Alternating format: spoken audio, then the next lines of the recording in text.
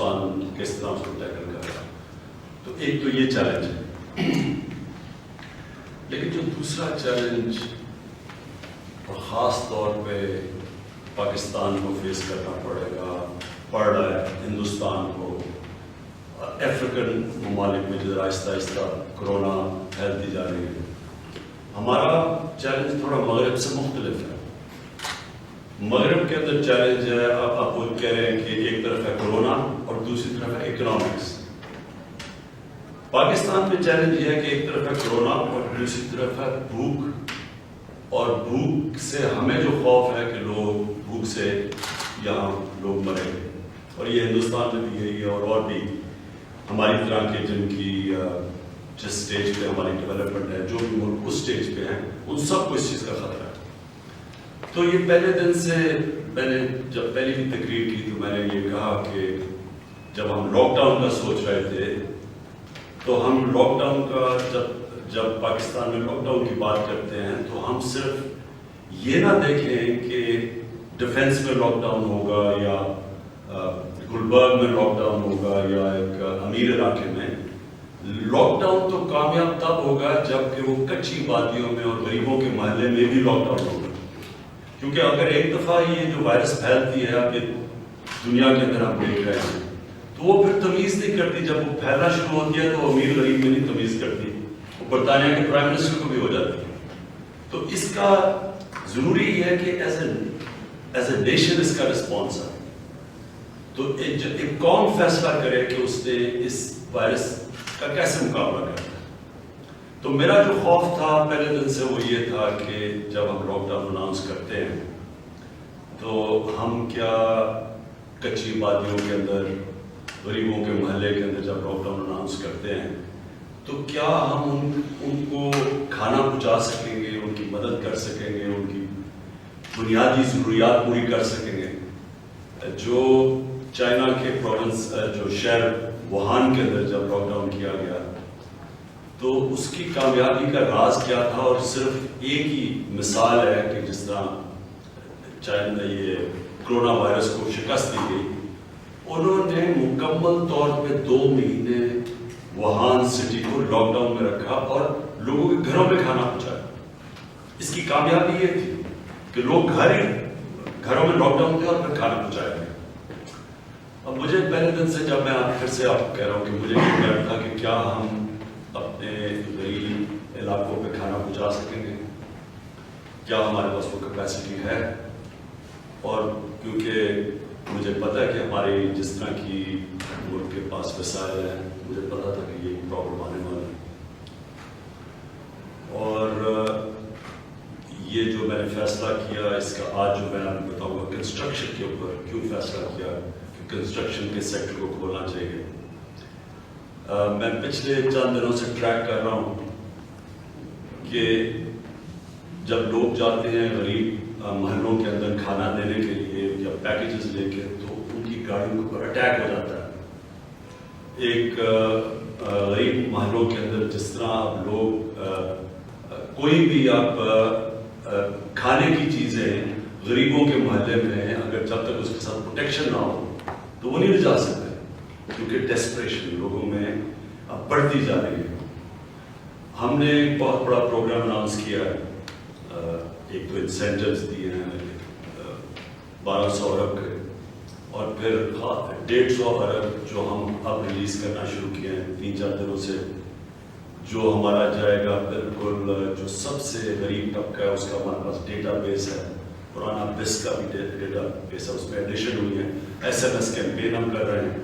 جس میں سے لوگ اب ہمیں اب تک جو آخری تھی کہ جو اتھینٹیکیٹ ہوئے ہیں 10 ملین یعنی 10 ملین ابھی تک لوگ اپلائی کر چکے ہیں کہ جو چاہتے ہیں کہ ہم ان کو پیسے دیں. تو ہم جو آگے دیکھ رہے ہیں کہ اس کے باوجود بھی ہمیں کوئی گارنٹی نہیں ہے کہ 2 ہفتے کے بعد کیا صورتحال ہوگی پاکستان کی, 4 ہفتے کے بعد کیا صورتحال ہوگی. تو ہم نے یہ جو فیصلہ کیا ہے یہ اس لیے کیا ہے کہ ایک طرف تو ہمارا جو ایگریکلچر سیکٹر ہے, جو ہمارے جتنے بھی دیہات ہیں ان کے اندر تو ایگریکلچر سیکٹر میں کھولا ہوا ہے, گندم کی کٹائی شروع ہو گئی سندھ کے اندر، تو ان کو مکمل طور پہ ہم نے اس سیکٹر کو کھولا ہوا ہے، کیونکہ کسی قسم کی ہم یہ نہیں چاہتے کہ رکاوٹ آئے اپنے یہ کھانے پینے کے سیکٹر میں، اور خاص طور پہ یہ جو اب کٹائی ہو رہی ہے گندم کی، کیونکہ سارا پاکستان کا آگے ڈپینڈ کرتا ہے کہ ہم کیا اپنے لوگوں کو اگر یہ آگے تک چلتی ہے کرونا کا مسئلہ تو کھانا پہنچا سکیں گے یا نہ پہنچا سکیں گے۔ لہٰذا دیہاتوں کے اندر تو جو سب سے بڑا سیکٹر لوگوں کو امپلوائے کرتا ہے جو ایگریکلچر سیکٹر ہے، اس کو تو ہم نے مکمل طور پہ کھولا ہوا ہے۔ اس کے ساتھ ساتھ جو بھی ہاسپٹلس کو سپلائی کرتے ہیں، میڈیکل سیکٹر، وہ بھی ہم نے پوری طرح کھولے ہوئے ہیں۔ فوڈ کا سارا سیکٹر، فوڈ پروسیسنگ، وہ بھی کھولے ہوئے ہیں۔ ریسٹورینٹس کے اندر جو اندر ہم لوگوں کو نہیں بیٹھنے دیتے، لیکن اگر کوئی ٹیک اوے کرنا چاہے تو وہ بھی سیکٹر کھولا ہوا ہے اس وقت۔ ٹرانسپورٹ کا جو سیکٹر ہے، جو سڑکوں کے اوپر ٹرانسپورٹ اوپر سے کراچی سے لے کے تو اوپر ہمارے گلگت بلتستان تک جو چیزیں پہنچانا چاہتے ہیں، اس سیکٹر کو بھی ہم نے کھول دیا۔ شروع میں ہمیں پرابلمز آئی تھی، جب ایک دم اپنا لاک ڈاؤن کیا تو اس سیکٹر کے اندر کیونکہ رکاوٹیں تھیں تو ایک دم شارٹیجز شروع ہو گئی، چیزوں کی قیمتیں اوپر جانی شروع ہو گئی، تو وہ بھی ہم نے سارے صوبوں کے ساتھ مل کے وہ سیکٹر بھی کھول دیا۔ لاک ڈاؤن اسکولوں میں بھی ہے، یونیورسٹیز میں بھی ہے، کھیلوں کی گراؤنڈیں، جدھر بھی شادیاں، جدھر بھی لوگ جمع ہو سکیں، وہاں مکمل لاک ڈاؤن ہے۔ اور میں یہ آج کہنا چاہتا ہوں کہ میں دیکھتا ہوں سوشل میڈیا پہ ایک تاثر دیا جاتا ہے کہ شاید پاکستان ہماری کوئی امیونٹی اس وائرس سے ہے، تو اس لیے شاید پاکستان میں اتنی زیادہ لوگ مرے نہیں ابھی تک۔ میں یہ کہنا چاہتا ہوں یہ بڑا خطرناک ہے، کوئی نہیں کہہ سکتا اس وقت کی کتنی تیزی سے وائرس پھیلے گی،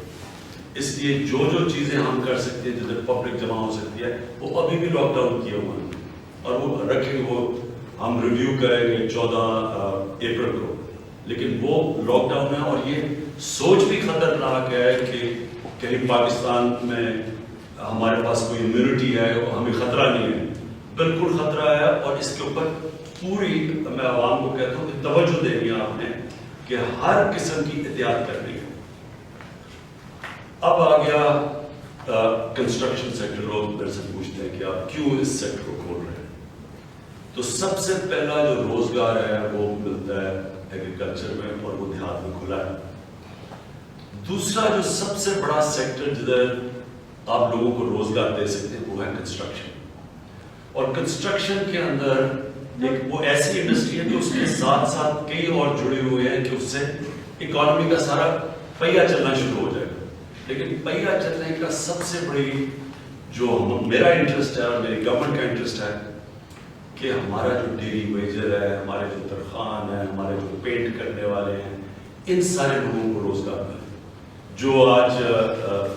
ڈیلی ویجر بیٹھا ہوا ہے بیلچا پکڑ کے اور وہ جن کو روزگار نہیں مل رہا، میرا سب سے بڑا انٹرسٹ یہ ہے کہ ان لوگوں کو روزگار ملے، کیونکہ ہمیں نہیں پتا 2 ہفتے کے بعد کیا ہوگا۔ جس طرح میں ریپیٹ کرتا رہتا ہوں کہ کسی کو آج کوئی بھی آج پروڈکٹ نہیں کر سکتا کہ یہ کدھر تک جائے گی یہ کرونا۔ ہم جو ہر روز بریفنگ لیتے ہیں اپنے کمانڈ سینٹر سے جو ہم نے بنایا ہوا ہے، جس میں پہلے ہمیں بریفنگ ملتی ہے، جو ہمارے ڈاکٹرز ہیں، جو ایکسپرٹس ہیں، وہ بریف کرتے ہیں، تو وہ یہ بھی سجیسٹ کرتے ہیں کہ چائنا جو ابھی تک کنٹرول بھی کر بیٹھا ہے، اگر یہ وہ جو فلو ہوا تھا اسپینش فلو 100 سال پہلے، اگر اس کی ٹرینڈز دیکھیں تو ایک دفعہ پیک کر کے جب کنٹرول کرتے ہیں نیچے آتا ہے، پھر دوسری بھی پیک آ سکتی ہے۔ تو اس لیے کہنے کا مقصد یہ ہے کہ ہم بحیثیت قوم لڑے گی، لیکن کوئی بھی آج یہ نہیں کہہ سکتا کہ آگے ہوگا کیا۔ ہم جو ہمارے پاس جتنی بھی ہمارے پاس صلاحیتیں ہیں ہم پورا اس کے مقابلہ کر رہے ہیں، اور جو بھی ہماری جو گورنمنٹ کی ریسورسز ہیں وہ ہم صرف اور صرف اب کرونا سے لڑنے کے لیے استعمال کر رہے ہیں۔ تو کنسٹرکشن سیکٹر کا مطلب صرف یہ ہے کہ سب سے پہلے ہمارے جو اس وقت بہت بڑے لوگ بے روزگار ہو گئے ہیں ان کو نوکری ملے، اور تاکہ ان کا گھر چلنا شروع ہو۔ اب اس کے لیے میں نے اپنی ٹیم کے ساتھ بیٹھ کے ہم نے جو ایک کنسٹرکشن سیکٹر ہے اس کے لیے ہم نے انسینٹیوز دیے ہیں۔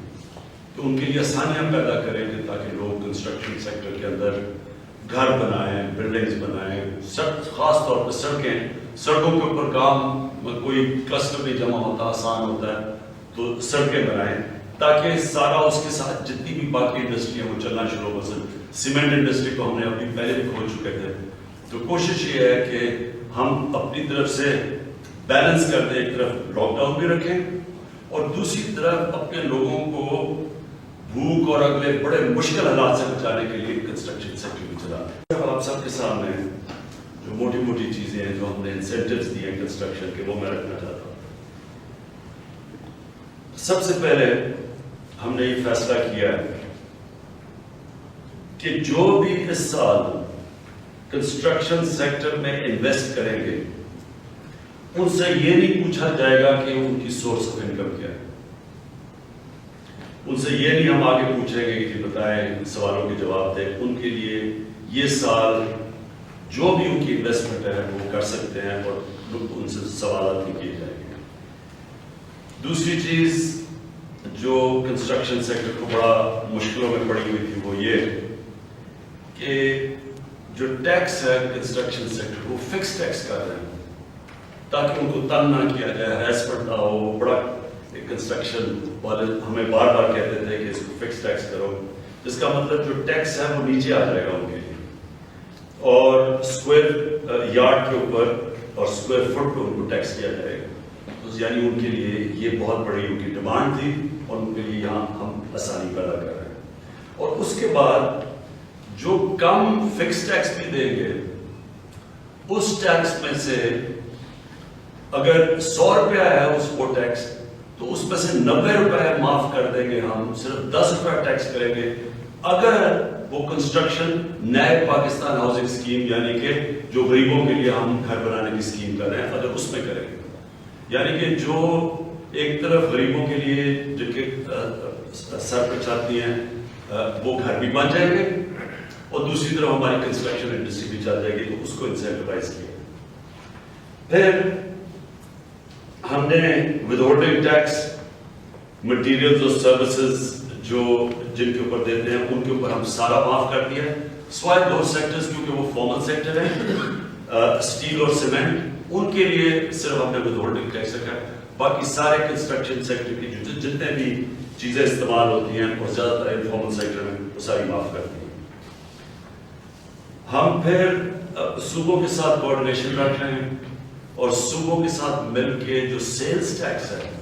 ان کے ساتھ مل کے وہ ہم سیلز ٹیکس کم کر رہے ہیں. اور مجھے بڑی خوشی ہے کہ پنجاب اور پختونخوا نے وہ بالکل ہی سارے ٹیکسز کو کنسولیڈیٹ کر کے 2% پہ لے آئے، یعنی جو پہلے بڑے زیادہ ٹیکسز تھے وہ بالکل نیچے لے آئے. اچھا، اب اس کے علاوہ میں اور بھی چیزیں بتا دوں کہ جو بھی ایک فیملی جو اپنا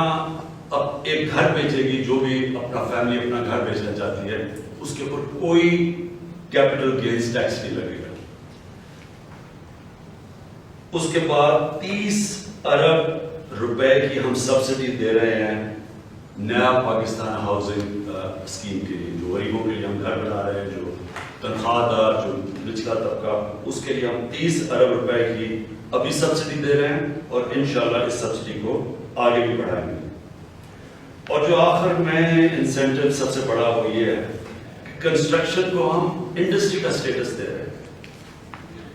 یعنی اب سے کنسٹرکشن جو ہے وہ انڈسٹری بن جائے گی. اور ایک بورڈ میں آج اناؤنس کرنے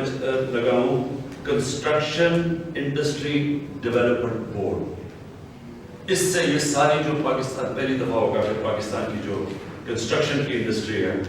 اس کے لیے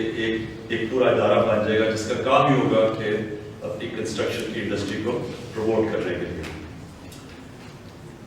اس کا صوبوں سے ہم ساروں سے پھر سے میں کہا آج بھی سارے صوبوں سے بات کی ہے اور ہم نے فیصلہ کیا کہ کوآرڈینیٹ کر کے چلیں گے. جو بھی صوبہ سمجھتا ہے، اگر کسی صوبہ سمجھتا ہے کہ انہوں نے اپنے اگر وہ اس میں چینجز لانا چاہتا ہے، ہم نے ان کو کہا ہوا ہے، لیکن پنجاب اور پختونخوا وہ بالکل اس اسکیم کے ساتھ چل رہے ہیں، اور سندھ بھی زیادہ تر اسی اسکیم کے ساتھ۔ اس کا پھر سے میں آخر میں بتا دوں کہ یہ جو آج میں پیکیج اناؤنس کیا ہے، اس کا مقصد 2 مقصد ہیں۔ سب سے بڑا مقصد یہ کہ جو انفارمل لیبر ہے پاکستان کا، جو آج کل بہت برے حالات میں ہیں، جن کو ہم کوشش تو کریں گے کہ پوری طرح یہ جو ہم نے ایس ایم ایس سسٹم کی احساس پروگرام کے ذریعے ان کو ہم پیسے پہنچا رہے ہیں، 12,000 روپیہ ایک خاندان کو پہنچا رہے ہیں، وہ شروع ہو جائے گا 3-4 دن میں۔ لیکن اگر یہ جو سب کا خیال ہے کہ جب یہ زیادہ تر یہ کرونا وائرس کا کرائسس رہے گا تو وہ صرف اس سے ہم اپنے لوگوں کو کھانا پینا ان کے لیے کر سکیں، ان کا صحیح معنی میں دیکھ بھال نہیں کر سکیں گے۔ اس لیے ایک طرف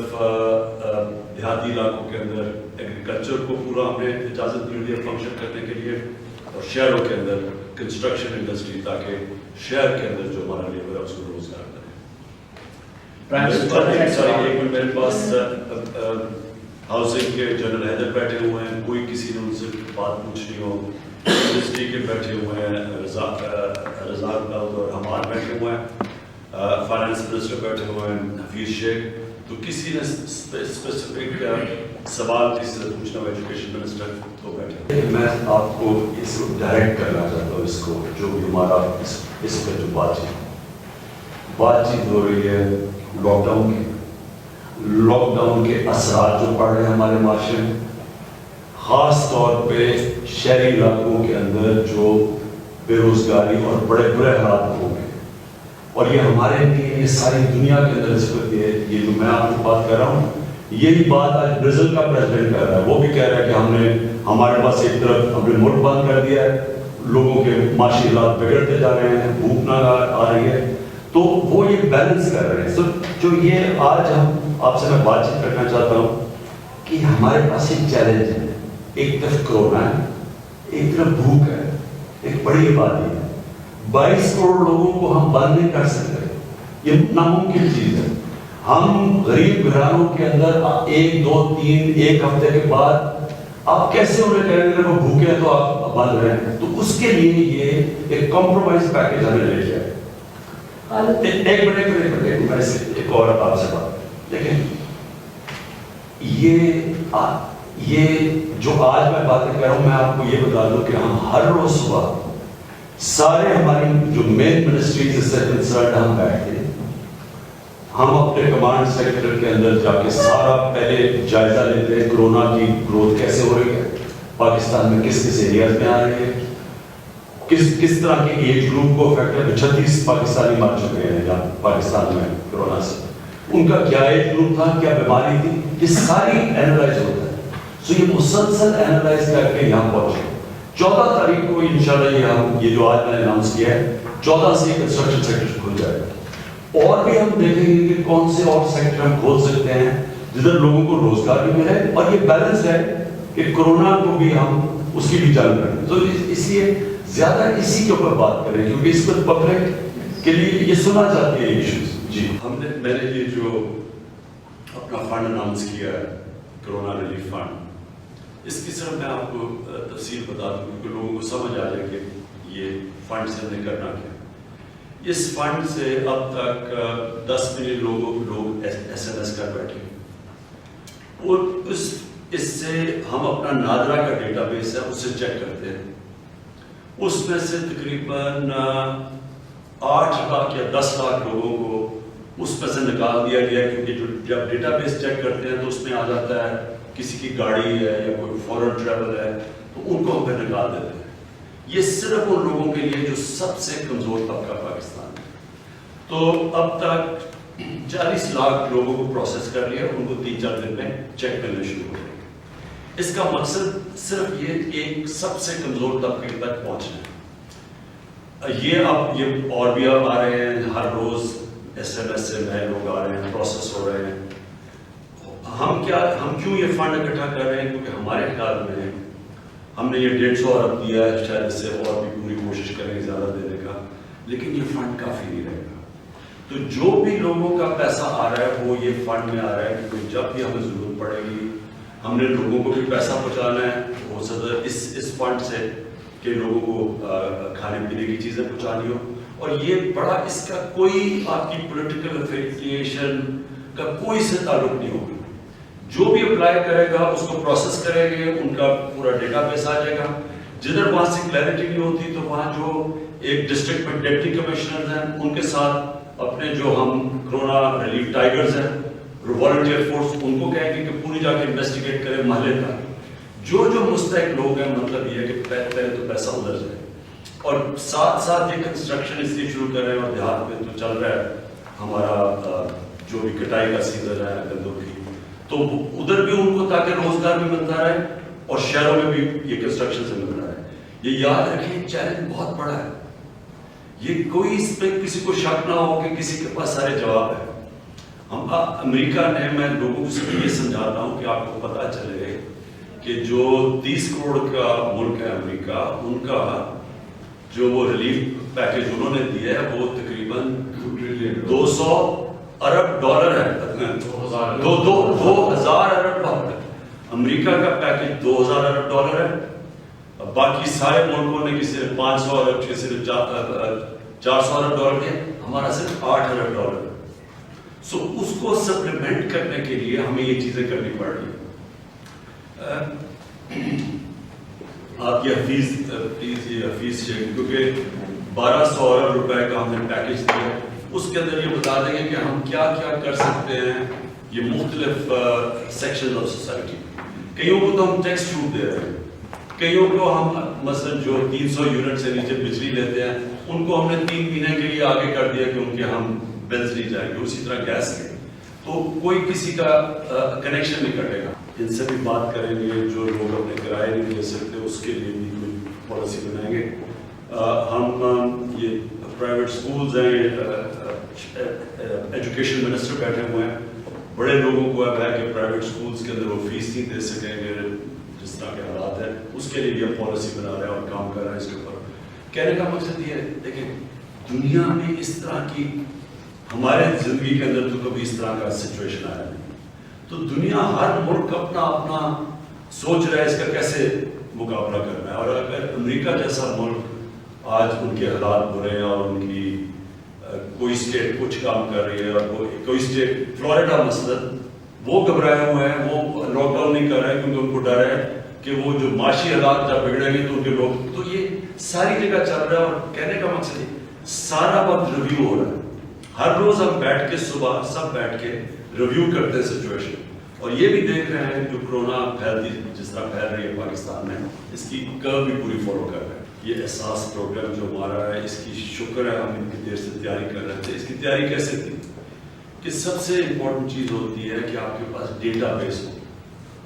ہمیں کیوں مشکل پڑ رہی ہے, یہ جو ہمارا ڈیلی ویجر ہے, جو دیہڑی دار ہے, ہم کیوں اس تک نہیں پہنچ سکتے. کیوں امریکہ کے اندر اور باقی ملکوں میں آسان ہے, کیونکہ سارا لیبر رجسٹرڈ ہے. ہمارا مسئلہ یہ ہے کہ ہمارا جو 80% لیبر, تقریباً 80% وہ رجسٹرڈ ہی نہیں ہے, تو اس کے اوپر پہنچنا مشکل ہے. اس لیے یہ کنسٹرکشن کے سیکٹر اس لیے کھول رہے ہیں کہ یہ سب سے آسان طریقہ ہے کہ ایک دفعہ اگر ایکٹیویٹی ہوگی تو سب سے پہلے وہ ان کو ملنا شروع ہو جائے گا پیسہ. سو یہ پہلے یہ یاد رکھ لیں کہ یہ جو احساس پروگرام ہے, یہ شکر ہے اتنی دیر لگا کے اور بڑی ایک ایسی طریقہ کیا یہ ڈیٹا اکٹھا کرنے میں جو کبھی پاکستان کی اس طرح کی ڈیٹیلز میں نہیں گئے اور ایکوریسی نہیں ہوئی.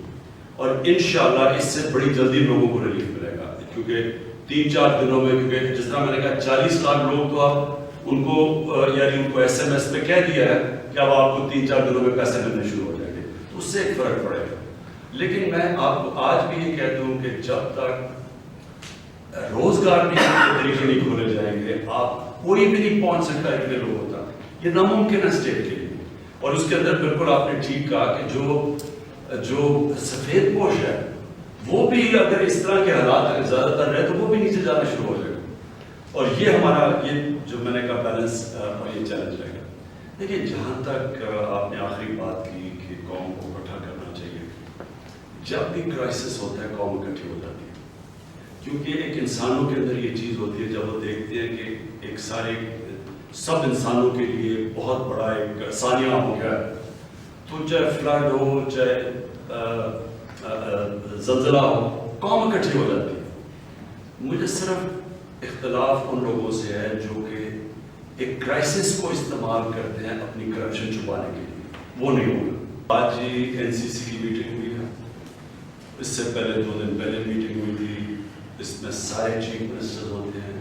سندھ کے، پنجاب کے، بلکہ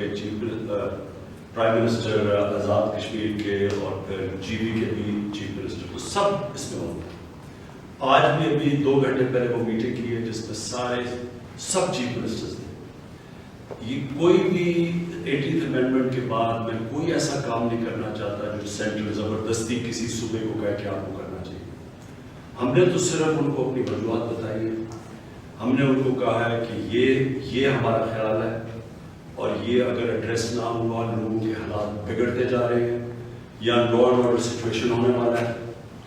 اور کئی علاقوں کے اندر جو ہمیں ایجنسی سے رپورٹ آ رہی ہیں، حالات اتنے برے ہو گئے کہ لوگ تیار ہیں نکلنے کے لیے پائے۔ اس لیے ہم نے ان کو وجوہات دی کہ ہم اس لیے یہ سیکٹر کھولنے لگے۔ جو میری بات ہوئی تھی سب تیار ہے، صرف خدشہ سب کو یہ ہوتا ہے کہ کرونا ایک طرف اور پھر یہ جو ہم نے لوگوں کو روزگار دے رہے ہیں دوسری طرف، اس کا بیلنس ہے۔ اس پہ ہم نے صوبوں پہ چھوڑ دیا، آپ خود فیصلہ کریں۔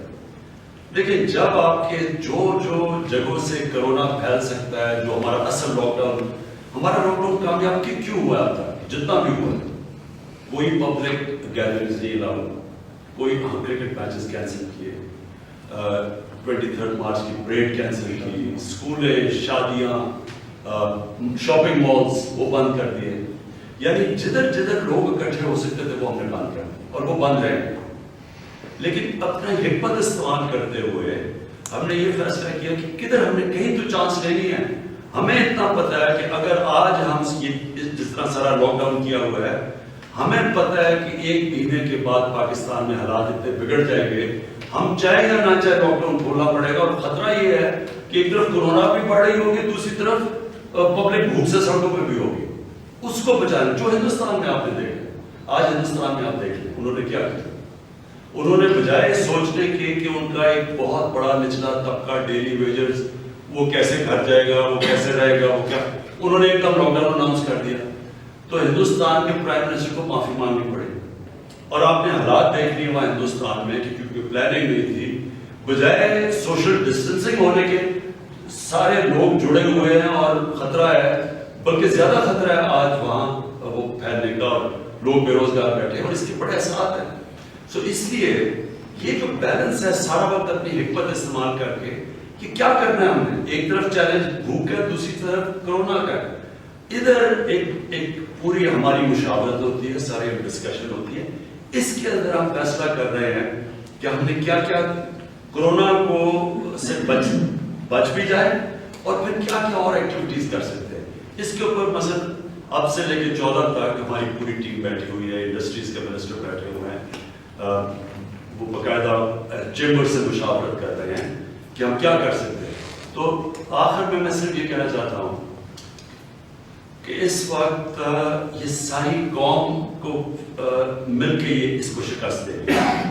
اور جب تک قوم خود اس پہ شرکت نہیں کرے گی، یعنی ہم کتنے لوگوں کو زبردستی ڈنڈے مار کے پولیس ان کو کہیں بند کر دے گی، کتنے لوگوں کو کر سکتے ہیں ہم؟ یہاں تو 22 کروڑ لوگ ہیں، لہٰذا لوگوں کو ہم جو انشاءاللہ یہ ٹائیگر فورس ہماری بن رہی ہے، اس کا ایک یہ بھی کام ہوگا کہ لوگوں کو سمجھائیں، محلوں میں جائیں لوگوں تک، کیونکہ لوگوں کو وہ جانتے ہوں گے، وہ ان کو گھر گھر جا کے بتائیں، کوئی پیمفلیٹس ڈسٹریبیوٹ کریں کیوں ضروری ہے۔ نوجوانوں کو تو اس کا اتنا کرونا سے زیادہ خطرہ ہے نہیں، جدھر بھی دنیا میں ڈیٹا آ رہا ہے یہ نوجوانوں کو خطرہ نہیں ہے، لیکن ڈر یہ ہے کہ ہم ساری جوائنٹ فیملی سسٹمز ہیں، گھروں میں 8-9 لوگ رہتے ہیں، دادا نانی وغیرہ رہتے ہیں، ماں باپ بچے رہتے ہیں، بچوں سے جو خطرہ ہے وہ ہے بڑوں کو، کہ بچے تو نکل جائیں گے، اس میں نوجوان بھی نکل جائیں گے، لیکن ان کی بے احتیاطی سے وہ اپنے بزرگوں کو اور جو بیمار لوگ ہیں ان کی زندگی خطرے میں ڈال رہے ہیں۔ اس لیے ایک پوری ہمیں والنٹیئر فورس بھی ہم جمع کر رہے ہیں، اب تک 4 لاکھ لوگ جمع ہو گئے ہیں، اور انشاءاللہ یہ چلتا رہے گا۔ ہم ہم سارے کوشش یہ ہے کہ ہر نیچے محلے تک ہمارا والنٹیئر ہو تاکہ ان کے ذریعے ہم پیغام بھی پہنچا سکیں, ان کی امداد بھی کر سکیں, پتہ بھی چلے ہمیں انفارمیشن ٹیکنالوجی کے ذریعے کہ کیا کیا مسئلے فیس کریں تاکہ گورنمنٹ ویل انفارم ہو. بیوروکریسی سے بھی پورا آ رہا ہو ہمیں, ایڈمنسٹریشن سے, فوج ہماری پوری مدد کے لیے ساتھ کھڑی ہوئی ہے, اور پھر ہمارے والنٹیئر نیٹ ورک ہے وہ بھی ہمیں, اور پھر ہمارے ایم این ایز ہیں اور پولیٹیشینز ہیں, مسلسل فیڈ بیک آ رہی ہو. جو بھی ہم پالیسی بنائیں پتہ چلے کہ اس کا کیا ریئیکشن آ رہا ہے اور کیا چیزیں مزید کرنی ہیں, کیونکہ ہم وہ کام وہ اس وقت اس جگہ پہ کھڑے ہیں جدھر کوئی بھی آج تک اس طرح کا کوئی ہمیں فیس کرنا نہیں پڑا. تو انشاءاللہ مجھے یہ امید ہے کہ یہ قوم جب بھی مشکل وقت آیا, سیلاب آیا, مجھے یاد ہے قوم کیسے کھڑی ہوئی, زلزلہ آیا مجھے پتہ ہے ہمارے لوگوں نے کیسے ملے. اب انشاءاللہ وہ ہم ایک سسٹم بھی لے کے آ رہے ہیں, وہ پرسوں اس کو اناؤنس بھی کر دیں گے کہ ساری چیریٹیز کو ہم کہیں گے رجسٹر کر لو, اور ساری چیریٹیز کو ہم بتائیں گے کدھر کون سا کام ہو رہا ہے پاکستان میں. یہ نہیں ہوگا کہ سارے لوگ ایک ہی جگہ پہ آ جائے اور بھوکے رہیں. ایک آرگنائز قسم کا پہلی دفعہ پاکستان میں ساری چیریٹیز کو ہم سارے پاکستان کا نقشہ دیں گے, کدھر کدھر کیا مسئلے ہیں, کون سے لوگوں کو زیادہ ضرورت ہے, اور پھر ڈائریکٹ کریں گے, اور پھر کوئی بھی ایکسیس کر سکے گا کہ کون سی چیریٹی کون سے پاکستان کے حصے میں کام کرے. دیکھیں جو کنسٹرکشن کے ساتھ جتنی بھی ریلیٹڈ انڈسٹریز ہیں ان کو سب کو کھولنا پڑے گا, لیکن کنسٹرکشن